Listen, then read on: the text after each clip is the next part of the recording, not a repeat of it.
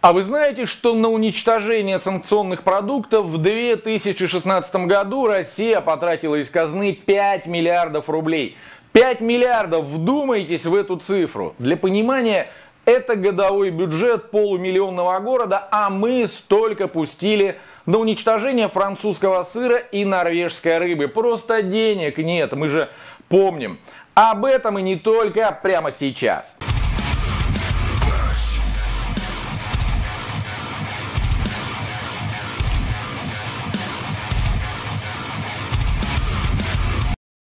О деньгах, которых нет для россиян, поговорим чуть позже. Сейчас же предлагаю сосредоточить свое внимание на другом, на россиянках, а точнее на правах россиянок. Итак, вот на такую забавную статью наткнулся буквально на медне. Ой, ребят, я уже иной раз даже не знаю, как ту или иную информацию переваривать, не то что комментировать.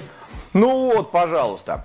Следственный комитет Российской Федерации доборолся с преступностью до того, что решили наши следователи поставить на учет всех девственниц. Вы не ослышались.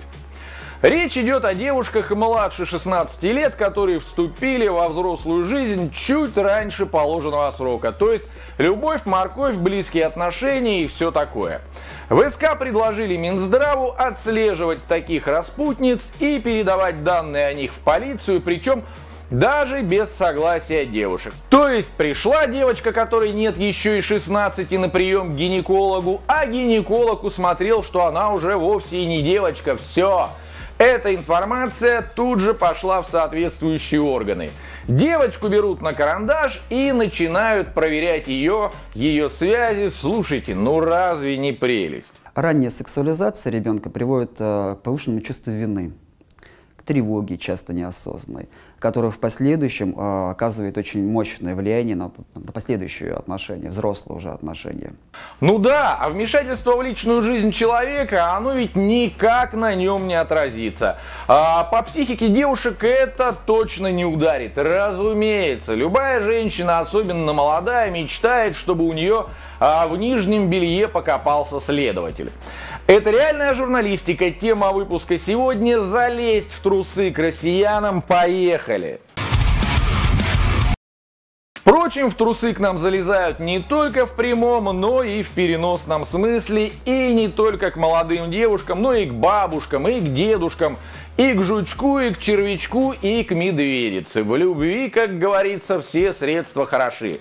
А государство в последнее время прям вот любовь к своим гражданам проявляет. Налоги увеличивает, новые вводит, лишь бы страна с колен поднималась, и люди в ней себя чувствовали, как у Христа за пазухой. А некоторое время назад все СМИ шумели о введении налога на тунеядство. Я тогда, если честно, был уверен, что это фейк. Пошумят и забросят эту инициативу как бредовую. А нет, они ведь правда решили этот налог-то ввести.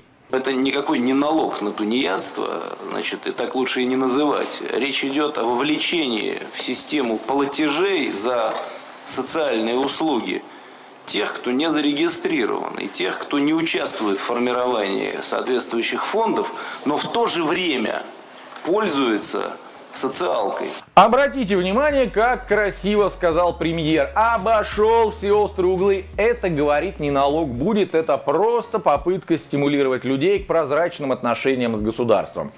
То есть, если мы хотим построить светлое будущее, каждый должен внести свою лепту в это строительство. Честно? А я в эти сказки вообще не верю. Те, кто сегодня пилят в тени и ни за что не платят, они и не будут платить. По карману данное нововведение ударит простым смертным, которые и так еле-еле концы с концами сводят, живут натуральным хозяйством, да просто потому, что работы нет. Но кому до этого есть дело? Там же не рассматривают частные случаи, там смотрят на статистику. В селе Кукуево 100 человек, 50 из них нигде не работают, значит тунеядцы, снять с них шкуру. В небольшой башкирской деревне, которая с советских времен зовется Максим Горький, сегодня каждый третий местный житель официально безработный. Выжить помогает только личное подсобное хозяйство. Накормить скотину, покосить, прополоть и убрать огород, сделать заготовки на зиму. Успеть бы все до темна. Я работала в детском саду. Меня сократили, вот пока я являюсь безработной. Огород, все свое, все с огорода, поэтому как вот тем мы живем, что имеем. У меня 3 детей, 2 в школе, 1 в садике. Как бы нет, не хватает. Сейчас уже зима, нужно покупать зимние вещи, соответственно, денег уже нету. Чаще всего в таких случаях некоторые наши недалекие соотечественники пишут мне в комментариях, а зачем она 3 нарожала, если не в состоянии поднять детей на ноги. Действительно, зачем? Эта женщина обязана была предвидеть, что детский сад в их деревне закроют, а ее вышвырнут на улицу, поэтому должна платить. Нет денег, пусть натурой отдает. В смысле не тем, о чем вы сейчас подумали, а урожаем, там, картошкой, морковкой, мясом. Хотя, может быть, и тем самым, это ж Россия. А если без шуток, людей вообще на паперт собираются загнать. Ну давайте барщину еще введем или оброк, тоже выход. Вот вы знаете, не очень люблю Доренко, но в данном случае не могу с ним не согласиться. Я не понимаю, что значит не платить налогов. Он пошел хлеб купил, заплатил НДС. Сразу. Сразу. И предприятие, где он хлеб купил, заплатило мгновенно налоги. Он пошел, купил бензин по 39, по 38, по 36. Значит, здесь чисто сразу в правительство пошло, 15 рублей. Сразу 13-15 рублей пошло в правительство. С каждого литра. Я купил 50 литров. Ты поняла или нет? Да. Например, да? Да. Все. Я сразу заплатил, за 10 литров я заплатил 130 рублей. За 100 литров, соответственно, 1300 делим пополам, получаем 650. Ну, сразу заправил бак, 650 рублей отдал правительству. Конкретно правительству, Минфину. Разве нет? Разве нет? Я плачу чертовый телефон, я плачу чертово электричество, я плачу за чертову воду. Я постоянно даю работу всем этим тунеядцам. А еще лучше бы они там, в Минфине, подумали, как рабочие места для людей создать.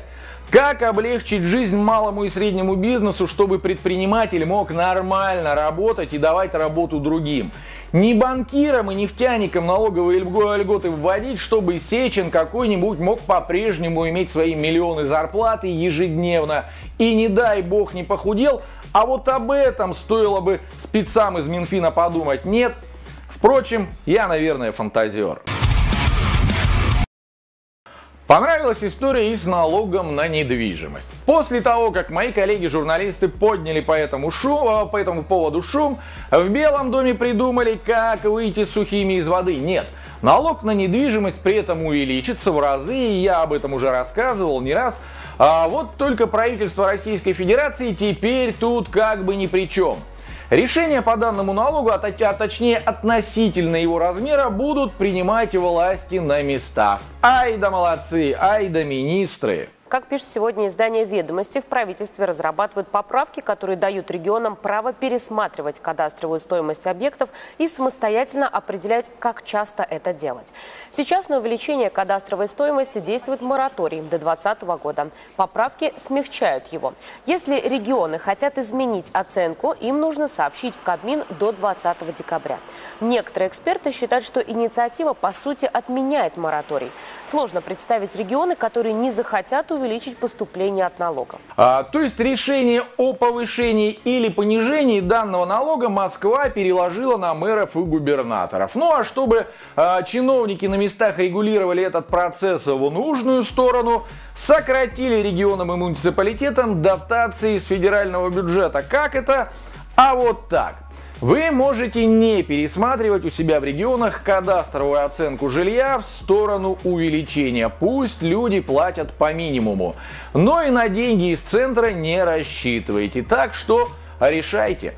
Кстати, льготы с пенсионеров по данному налогу тоже сняли. И теперь эти богатеи будут платить как все. И теперь только на один объект. На территории Российской Федерации у пенсионера есть право на льготу. Если налогоплательщик, пенсионер, до 1 ноября 2015 года не определил, на какой объект он хочет пользоваться льготой, то есть самостоятельно не выбрал, да, льготируемый объект, то налоговый орган самостоятельно выбирает объект, который самый дорогой. по кадастровой оценке и на этот объект не начисляет налог. Согласитесь, российским пенсионерам не привыкать жить впроголодь и лазать по помойкам. Они живут просто вопреки всем законам природы, здравого смысла, назло врагам, так сказать. И самое это смешное, что они ведь будут платить этот налог, неважно каким будет его размер. 20, 30, 50, 100 тысяч. Но будут как? А умом Россию не понять. А вот вы знаете, мне всегда было интересно, откуда у нас этих пифагоров в Минфин, да и вообще в правительство набирают. Эти люди в школе-то учились, нет? Представляете, сперва они радостно докладывают президенту, что минимальный размер оплаты труда в стране вырос аж до 6200 рублей. Средняя пенсия составляет 8, ага. А затем предлагают ввести побор на 20-ку. Не забываем про коммунальные платежи, рост цен, сокращение соцвыплат, при этом люди терпят. На днях, кстати, День патриотизма предложили Госдуме учредить 6 августа, в день введения России продуктовых санкций в отношении Запада. Вот ведь действительно страна вечного субботника. В рваных трусах, зато со знаменем. Это была реальная журналистика, и сегодня вот так. Подписывайтесь, кто еще не успел. Заходите ко мне в гости в соцсети по ссылкам в описании к видео. Добавляйтесь в друзья и предлагайте темы, обсудим. А у меня на сегодня все, пока. Пока.